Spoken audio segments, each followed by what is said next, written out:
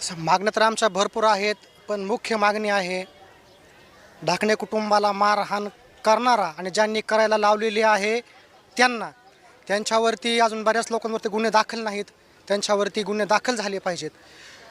SIT मार्फत या संपूर्ण प्रकरणाची चौकशी केली पाहिजे आणि ह्या महाराष्ट्रामधला मुख्यमंत्री असो किंवा कामगार असो किंवा शेतकरी असो, प्रत्येकाला सारखा न्याय भेटला पाहिजे.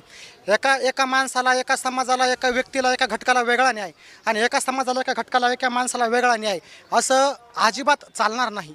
हे ठासून सांगण्यासाठी आम्ही या आझाद मैदानापर्यंत आलेलो आहोत.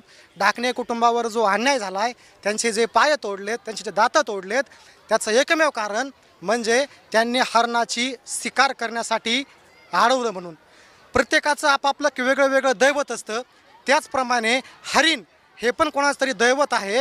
हरणाला पण या भारतामध्ये कोणीतरी देव मानतं.